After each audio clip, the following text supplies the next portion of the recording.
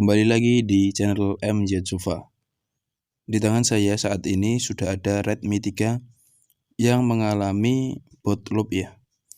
Kalau pas waktu dihidupin cuma keluar logo Mi-nya aja dan ada titik 3 atau 4 itu berputar-putar terus seperti itu.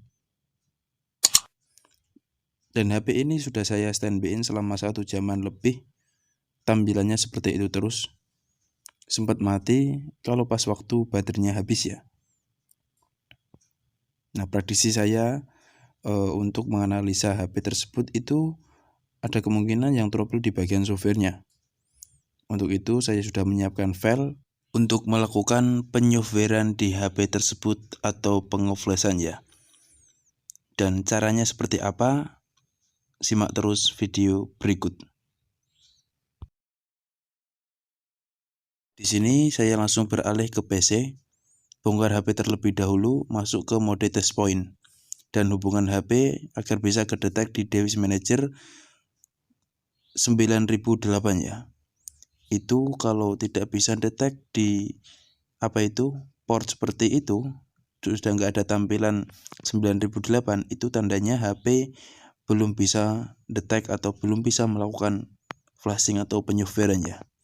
Syaratnya penyoftwarean HP tersebut harus bisa masuk ke mode EDL. Dan setelah HP sudah bisa detect ke PC di mode EDL, saya langsung mencari filenya yang baru saja saya ekstrak dan saya kasih nama Redmi 3 ya. Saya mencari dan saya taruh di firmware Redmi, terus oke ketemu Redmi sini ya.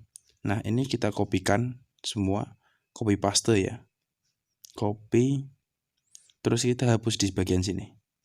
Ini Mi Flashnya ya, kita hapus semua, blok ya. Nah, copy pastekan di sini, simple ya caranya. Setelah itu kita pilih refresh dan saya memilih clean all, karena ini kebiasaan saya dalam menyoftware ya. Karena tujuannya software itu menghilangkan data semua, mengganti data yang baru. Karena yang lama itu sudah error atau sudah usang, mungkin salah satu APK-nya ada yang kena virus. Jadi untuk di clean ya, diganti dengan data yang baru. Nah, di sini sedikit demi sedikit sudah mulai berjalan ya proses pengeflashingannya, dan ini membutuhkan waktu yang sangat cukup lama, kurang lebih di 10 menitan. Untuk itu saya mempercepat videonya agar jenengan tidak jenuh ya menyaksikannya. Nah, perlu Anda ketahui resiko penyoftwarean kayak gini itu ada 2 kendala. Kalau nggak hidup ya mati ya setelah di software. Nah, itu mengikuti dengan normal dan tidaknya di IC yang ada di HP tersebut yang akan kita software. Kalau untuk pengalaman pribadi saya dan untuk menangani kasus yang tidak diinginkan, saya sering menawarkan atau sering saya kasih omongan sama user, sama konsumen saya terutama, ini keluhannya itu di software Pak. Cuman untuk penyoftwarean itu resikonya itu di HP jenengan yang awalnya cuma keluar logo kayak gini, setelah di software ada kemungkinan besar itu HP bisa mati. yang paling pentingnya lagi itu di bagian IC ini jenengan.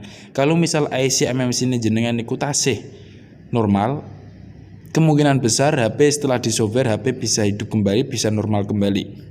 Tapi kalau misal IC ini jenengan sudah lemah dan nggak kuat nampung data yang baru, ada kemungkinan setelah di software HP mati atau getar aja. Itu resiko ketika software ya. Nah, resiko kayak gini, penyampaian kayak gini perlu aku kasih tahu jenengan karena proses penyoftwarean pun juga beresiko kematian juga terhadap HP yang mau di flashing atau di software ya. Untuk itu saya pas waktu mau mengeksekusi penyoftwarean kayak gini, saya sering kasih omongan sama konsumen yang mempunyai HP tersebut. Dan ini proses selesai ya. Oke, setelah ini nunggu bootingnya terlebih dahulu, lumayan lama ya, 10-5 menitan. Tunggu aja, itu lumayan lama juga sih bagiku. Tapi ini saya percepat videonya, saya potong aja ya, yang bagian penting-penting aja yang saya ambil. Nah di sini sudah berhasil ya, akhirnya sudah bisa melewati di booting. Dan ini keluhannya sekarang itu di bagian TS ya, dipencet berikutnya itu tidak mau. Ini saya coba pencet-pencet tidak mau ya, tidak mau beralih tampilannya, cuma bisa respon sebagian aja. Yang tengah bisa, yang tengah ke atas bisa, tapi yang tengah ke bawah kayaknya nggak bisa. Nah di sini saya mencoba menggunakan TS yang baru ya. Nah seperti ini saya cobain dengan touchscreen yang baru, ternyata bisa down juga ya. Ini tandanya touchscreen yang lamanya itu juga trouble, bermasalah, harus minta penggantian.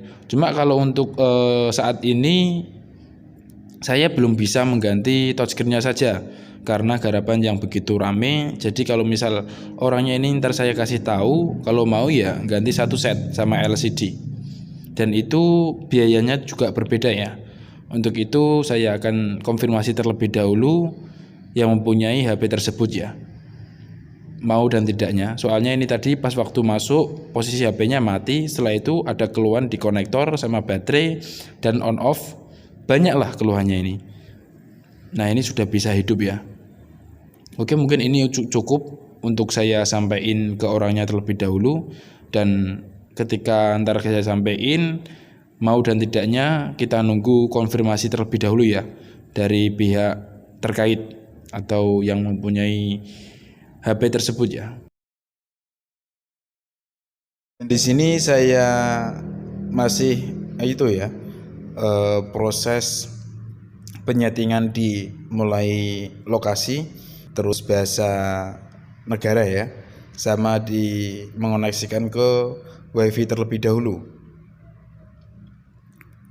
Bisa dilihat cara saya dalam menyeting HP-nya ya, untuk bisa nyampe ke menu utama.